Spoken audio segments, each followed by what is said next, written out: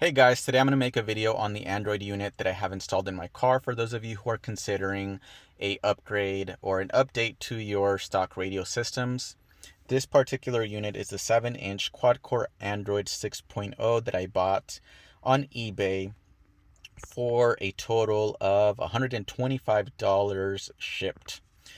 This also serves as a 4-year update because I did buy it 4 years ago, so you can kind of see how well they hold up over the years and what you can sort of expect if you've had it for a while. So I hope that this video helps out. So I'm going to go ahead and start it up, and you can kind of see that it takes a little bit to load. Usually it takes, I would say, around 30 to 45 seconds on average. There are days where it takes longer. It's pretty inconsistent. I'm not sure why it takes longer on some days than others, but do keep in mind that I think this is like a 1 gig unit, so I don't expect it to be quick. I kind of knew, from buying one of the cheaper ones that would probably be the case. So I think there it goes. It finally loaded. This is the main menu here. It didn't look like this when I first bought it. The reason why it looks like this now is because I was able to download an app on Google Play called A Gamma Car.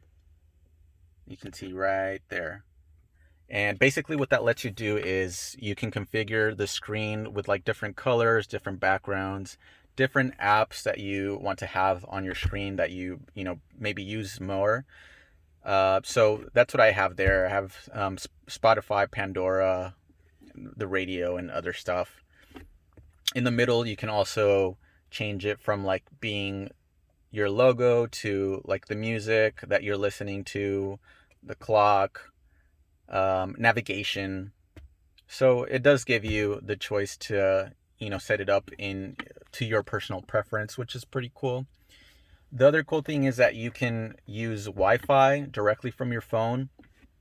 So if you connect it like it is now, you can play Spotify or music or whatever you want directly on the unit instead of having to stream it or control it from your phone, which is what I've seen in a lot of newer cars even, where you have to kind of use your phone as well. One thing that I have noticed about this unit in particular is that it used to connect directly to my Wi-Fi, to my phone's Wi-Fi, and now it doesn't. So as you saw right now, I had to manually do it, which is an extra step. It's a little annoying, but it's not, the end of the world. I'm going to go ahead and click on the Spotify app here just so you can kind of see what the interface looks like, how long it takes to load. Again, it kind of varies. Sometimes it takes 30 seconds, sometimes it takes 10 seconds, other times it takes a minute. I just kind of depends on the mood of the unit for that day or that particular moment. As you can see here, it kind of looks like what you would expect on your phone or your computer even, and it works in the same way.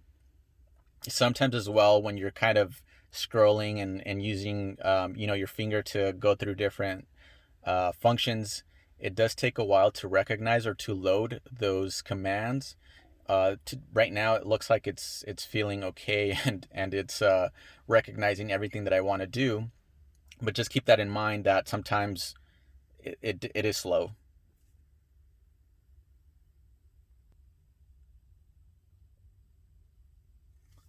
And as you can see there, this is Spotify loading.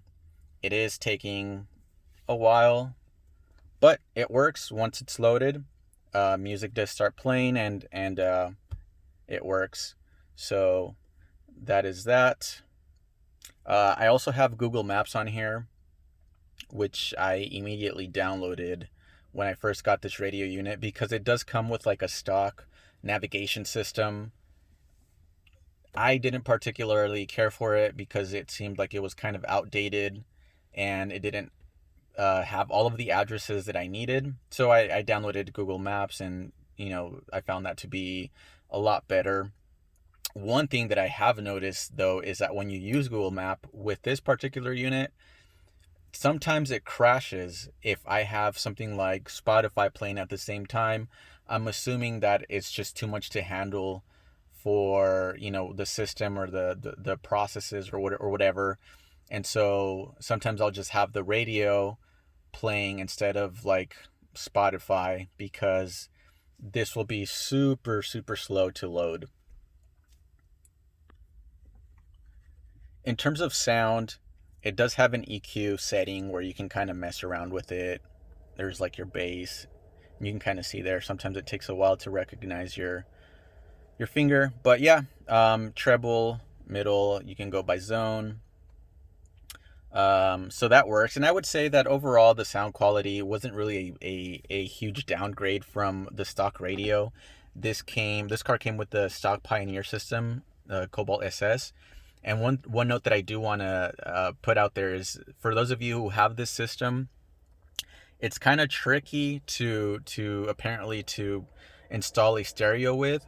I tried to do it myself and failed miserably, so I had to take it to a stereo installer, who also told me that they struggled a little bit in the beginning in terms of getting the sound to come out of the speakers, because there's like some weird diagram or just something unique about the system. I don't know why, but they had to look it up again through the GM uh, diagram that they have, and they figured out that it was like a completely different system that they hadn't really come across before.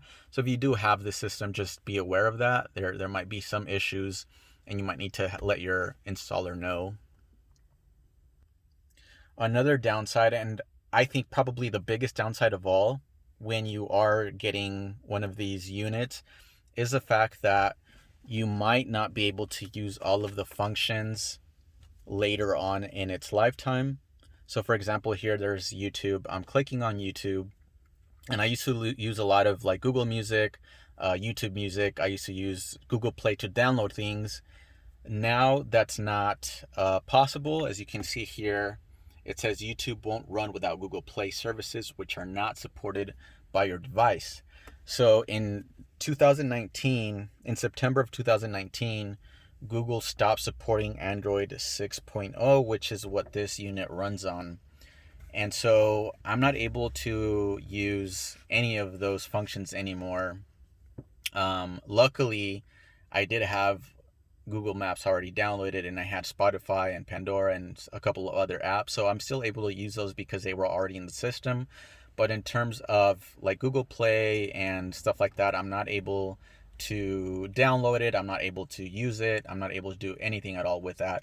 So, like most other manufacturers, once your device starts getting old, they stop updating them, they stop supporting them. And so for these units, it seems like they stopped supporting it sooner than I expected. But it is what it is. Just be aware of that you might not be able to update it every single year. Another knock on this, it seems like there's quite a few now that I'm thinking about it, but another knock on this stereo is that you're not able to retain your steering wheel function. So as you can see here, I'm using the volume buttons and nothing is happening. When I was first buying or looking up different stereos for this car, I was looking for something that would retain the functions of the steering wheel, and I saw a lot of reviews on YouTube where their Android systems did allow them to retain those functions.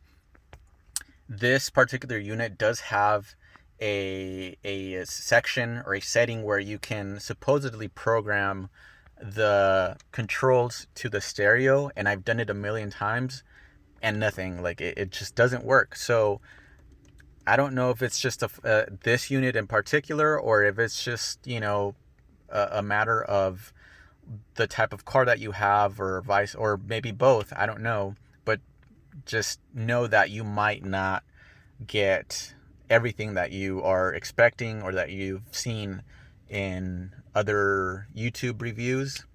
That I had to find that out the hard way, I guess. But yeah, overall, the stereo is still working. It hasn't crapped out on me. for it being a cheaper model, I would say it's worth it. It's definitely worth it over, the stock radio that I had, where I had to use my old iPod and connect it through a USB cable, and that was it. I wasn't able to use my phone or stream music through Wi-Fi or any of those functions. So I would say that it's worth it if you are looking for a cheap alternative to, one of the more expensive radios that they have out there at Best Buy and stuff like that. This is definitely worth a shot. If you have any questions or anything like that, feel free to comment, and I'll try to answer them as best as I can. Thank you for watching, and take care.